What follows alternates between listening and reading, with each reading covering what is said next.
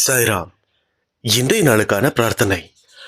இந்த பிரார்த்தனையின் உட்கருத்து என்னவென்றால், நாம் ஒரு விஷயத்தை ஒருவருக்காக வேண்டுவது, ஒரே நேரத்தில் இத்தனை பேர் சேர்ந்து வேண்டுவதன் மூலமாக தேவைப்படும் அந்த ஒரு நபருக்கு தேவைப்படுகின்ற விஷயம் சாயப்பாவால் மிக விரைவில் கொடுத்து முடிக்கப்படுகிறது என்பது இந்த கூட்டு பிரார்த்தனையின் மிகப்பெரிய நோக்கம். யார் யாருக்கெல்லாம் எந்தெந்த விதமான தேவைகள் இருக்கிறதோ அந்தந்த தேவைகளை சாயப்பா ஏதாவது ஒரு வழியில் நிவர்த்தி செய்து கொடுக்கிறார் என்பதில் எந்தவித சந்தேகமும் இல்லாமல் இந்த கூட்டு பிரார்த்தனையை நாம் அனைவரும் செய்ய தொடங்குவோம். இந்த கூட்டு பிரார்த்தனையை செய்வதற்கு முன்பாக உங்களுடைய மனம் அமைதி பெற வேண்டும்.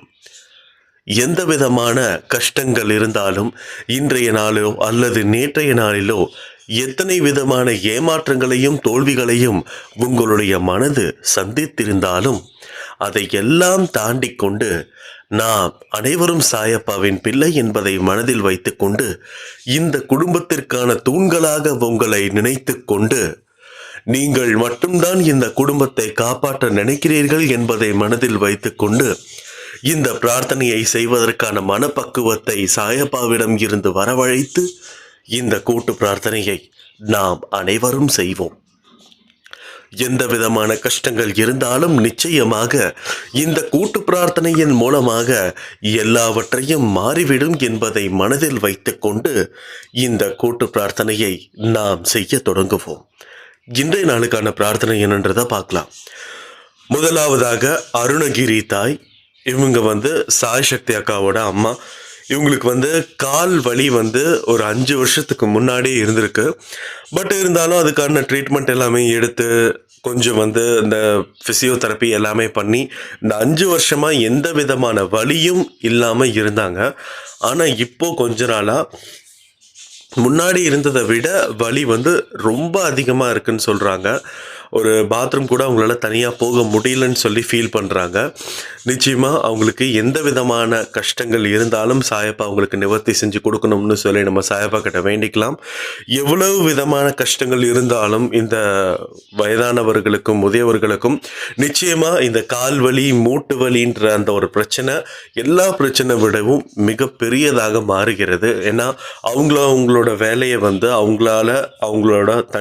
அவங்களால செஞ்சுக்க முடியலன்னு சொல்லி ரொம்பவே நிறைய பேர் கஷ்டப்பட்டுட்டு இருக்காங்க. இந்த நேரத்தில் இது ஒரு கூட்டு பிரார்த்தனை இல்லை, ஒரு பொது பிரார்த்தனையாகவும் இதை மாற்றி நிச்சயமாக எல்லா விதமான பெரியவங்களுக்காகவும் நம்ம இந்த வேண்டுதலை வச்சுக்கலாம். யார் யாரெல்லாம் அந்த ஒரு கால் வலியாலையும் கை வலியாலையும் ரொம்ப கஷ்டப்பட்டு வலியை தாங்கிக்க முடியாத அளவில் இருக்கேன்னு சொல்கிறாங்களோ அவங்க எல்லாத்துக்குமே இந்த இடத்துல ஒரு மிகப்பெரிய ஒரு பிரார்த்தனையை வச்சுக்கலாம். நிச்சயமாக இவங்க எல்லாருக்குமே அந்த வலிகள் எல்லாமே சரியாகி எந்த விதமான கஷ்டங்களும் இல்லாமல் கூடிய விரைவில் உங்களுக்கு எல்லா விதமான நோய் எதிர்ப்பு சக்தியையும் சாயப்பா கொடுத்து இந்த வலிகளில் இருந்து இவங்களுக்கு நிவாரணம் கிடைக்கணும்னு சொல்லி நம்ம சாயப்பா கிட்ட வேண்டிக்கலாம். அடுத்ததாக தமிழ் செல்வி, இவங்களுடைய அப்பா அண்ணாமலை, இவங்களுக்கு பிபி குறைஞ்சிருக்குது. பிபி அதிகமாக இருக்குது. அதாவது இரத்த சோகையில் ப்ரெஷர், பிளட் ப்ரெஷர் இவங்களுக்கு ரொம்ப அதிகமாக இருக்குது. ஸோ அதனால் இவங்களுக்கு கூடிய சீக்கிரத்தில் குறையணும், நார்மலான ஒரு கண்டிஷனுக்கு வரணும்னு சொல்லி நம்ம சாயப்பா கிட்ட வேண்டிக்கலாம். அது மட்டும் இல்லாமல் இவங்களுக்கு மூச்சு விடக்கூடிய ப்ராப்ளமும் இருக்குது. ரொம்ப மூச்சு திணறலாக இருக்குது.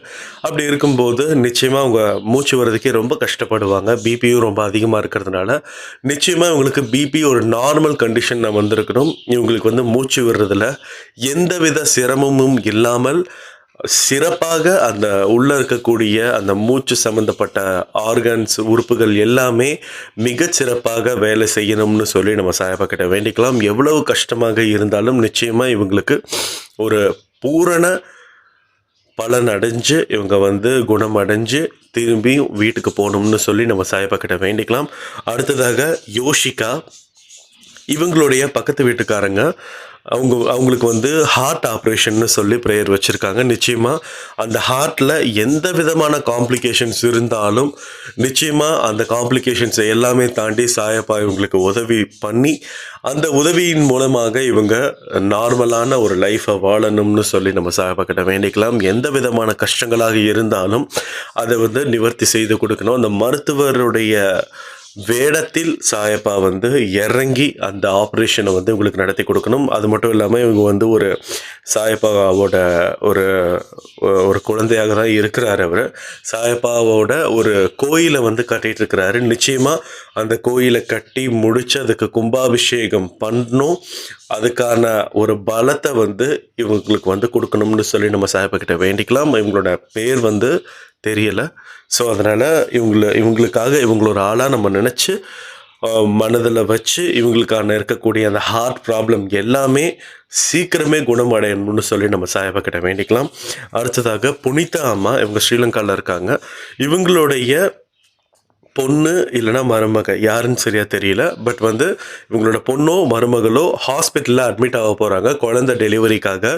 எந்த விதமான காம்ப்ளிகேஷன்ஸும் இல்லாமல் அந்த குழந்தை வந்து பிறந்து இந்த அழகான உலகத்தை பார்க்கணும்னு சொல்லி நம்ம சாயப்பா கிட்ட வேண்டிக்கலாம். நிச்சயமாக அம்மாவும் குழந்தையும் எந்தவித கஷ்டமும் இல்லாமல் ஈடு இணையற்ற சந்தோஷத்தோடு இந்த ஒரு நிகழ்வை வந்து சந்தோஷமாக வந்து கொண்டாடணும்னு சொல்லி நம்ம சாயப்பா கிட்ட வேண்டிக்கலாம். எந்த விதமான ஹெல்த் கண்டிஷன்ஸ் ரொம்ப கம்மியாக இருந்தாலுமே இந்த 2 உயிர்களுக்குமே சாயப்பா வந்து தேவைப்படுற எல்லா ஆற்றலையும் சாயப்பா கொடுத்து கூடிய விரைவில் இவங்க வந்து ஒரு சந்தோஷமான வாழ்க்கையை வாழணும்னு சொல்லி நம்ம சாயப்பா கிட்ட வேண்டிக்கலாம்.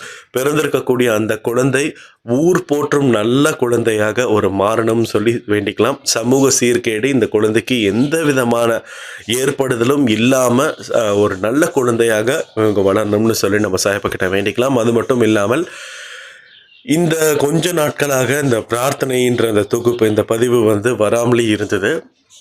என்னென்னா யூடியூப்பில் வந்து நிறைய பிரச்சனைகள் இருந்ததுனால வந்துட்டு நம்மளால் வந்து சரியாக இந்த வீடியோ வந்து போஸ்ட் பண்ண முடியல. போஸ்ட் பண்ணாலுமே டெலீட் ஆகிட்டே இருந்தது. அது மட்டும் இல்லாமல் போஸ்ட் பண்ணக்கூடிய ஒவ்வொரு பிரார்த்தனைகளுமே திருப்பி ரிப்பீட்டடாக வர மாதிரியும் சில ப்ராப்ளம் வந்து இருந்துகிட்டு இருந்தது. ஸோ இந்த 2-3 நாளாக வந்து யூடியூப்பில் நம்ம பேசி அந்த ப்ராப்ளம்ஸ் எல்லாமே கிளியர் பண்ணியாச்சு. இதுக்கப்புறம் எந்த இஷ்யூவும் வராது.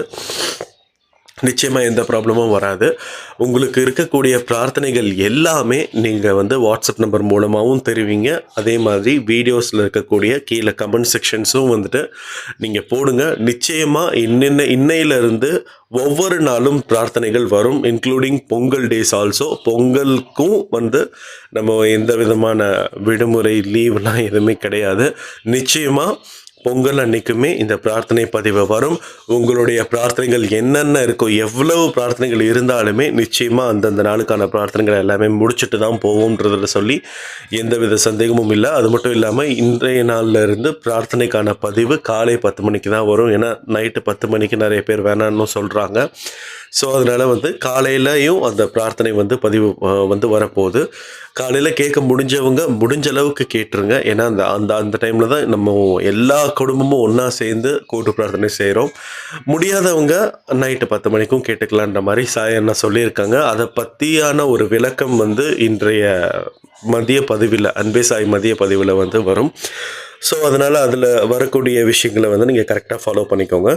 நிச்சயமாக இதுக்கு முன்னாடி நீங்கள் வச்சுருக்கக்கூடிய பிரார்த்தனைகள் எதுவுமே வராமல் இருந்தாலும் அதை எல்லாமே திருப்பி அனுப்பி விடுங்க. திருப்பி கமெண்ட்டில் வைங்க.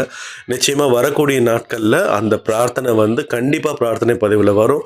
அது மட்டும் இல்லாமல் நீங்கள் ஒரு பிரார்த்தனை வந்து கமெண்ட்டில் வச்சிங்கன்னா அதை ஒரு 2-3 மணி நேரம் கழித்து அந்த பிரார்த்தனையின் பதிவு இருக்குதான்றதை பார்த்துக்கோங்க. சப்போஸ் இல்லை அப்படின்னா மறுபடியும் திருப்பி ரீபோஸ்ட் பண்ணி விடுங்க. ஒருவேளை வந்து வச்ச கமெண்ட் மறுபடியும் டெலீட் ஆகிட்டே இருக்குன்னா அதுவும் நீங்கள் கமெண்ட்டில் சொல்லுங்கள். அதை பற்றியும் நம்ம என்னன்றதை வந்து யூடியூப்பில் பேசி அதுக்கான ப்ராப்ளம் வந்து என்னன்றதை கிளியர் பண்ணிக்கலாம். நிச்சயமாக இன்றைய நாள்லேருந்து இனிமேல் ஒவ்வொரு வாட்டியும் பிரார்த்தனை பதிவு வரும் என்பதில் எந்த விதமான சந்தேகமும் இல்லை. அப்படின்னு நம்ம பொது பிரார்த்தனைக்க போயிடலாம்.